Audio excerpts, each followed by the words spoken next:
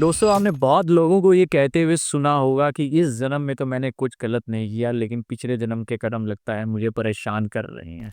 इस जन्म में मुझे नहीं याद कि मैंने कोई बुरा कर्म किया, जरूर कुछ पिछले कर्म जन्म में गलत किया होगा जिसकी वजह से मुझे इस जीवन में परेशानियां देखने को मिल रही हैं। पूरे जन्म के किए गए अच्छे या बुरे कर्म आपको इस जीवन में परेशान करते हैं और शास्त्रों के अनुसार आत्मा हमारी जो होती है वह पूर्व जन्म के कर्म इस जन्म में साथ लेकर आती है। अब जन्म कुंडली एक ऐसा माध्यम है जिससे हम ग्रहों के हिसाब से पता लगा सकते हैं कि हमारे किस ग्रह के कर्म हमें जो है परेशान कर सकते हैं। कौन सा ग्रह ऐसा होता है जो हमें बताता है कि पूर्व जन्म में हमने क्या गलत किया है जिसकी वजह से हम इस जन्म में परेशानियां झेल रहे हैं।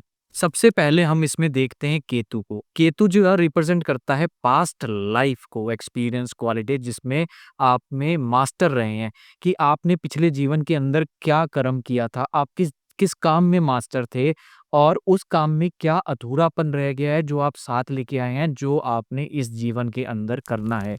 इसके अंदर केतु की राशि देखना बहुत ज़रूरी है और भाव में स्थिति, वो आपको ये संकेत दे देगी कि आपको किस प्रकार से संबंधित कर्म या अधूरे कर्मों को निपटाने की आवश्यकता है। उदाहरण के लिए मान लीजिए अगर केतु आपकी जन्म कुंडली में 7वें घर के अंदर है, यानी साझेदारी और धर्मपत्नी जो विवाह का भाव होता है, से संबंधित अधूरे कर्मों को आपने इस जीवन में पूरा करना है। यानी उस जीवन में आपने उससे संबंधित कुछ कर्म अधूरे छोड़ दिए थे जो आपको इस जीवन तक जो है परेशान कर रहे हैं, ये अधूरे हैं, इसको आपने पूरा करना है। अनसुलझे हुए मुद्दों को आपको सुलझाने की ज़रूरत है। दूसरा ग्रह जो हम देखते हैं वह होता है राहु।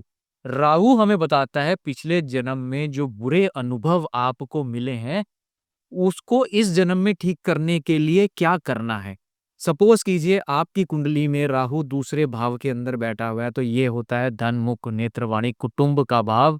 यह राहु आपको बताता है आपको इस भाव से संबंधित अच्छे कर्म करने हैं जो आपको पास्ट लाइफ में इम्प्लीमेंट नहीं कर पाए थे ताकि आप पूर्व जन्म के ऋणों से मुक्त हो जाए। आपको सबसे जो है मीठा बोलना है, आपको जो है सबसे परिवार में अच्छे संबंध बना के रखने हैं। तीसरा जो हम प्लैनेट देखते हैं वह देखते हैं शनि। शनि की स्थिति जीवन के उस क्षेत्र के बारे में बताती है जहां आप अधूरे कामों को अनुभव करते हैं। शनि से सूर्य अथवा चंद्र को जब हम देखते हैं तो हमें पिछले जन्म के अनसुलझे हुए मुद्दों का पता लगता है। शनि आपके तीसरे भाव में सपोज आके बैठ गया पराक्रम के भाव को, यानी कि पराक्रम आप अधिक करेंगे, आपको उस पराक्रम के मुद्दों को सुलझाएंगे, छोटे भाई बहन से अच्छे रिलेशन करेंगे तो आपको बहुत तरक्की अनुभव होगी।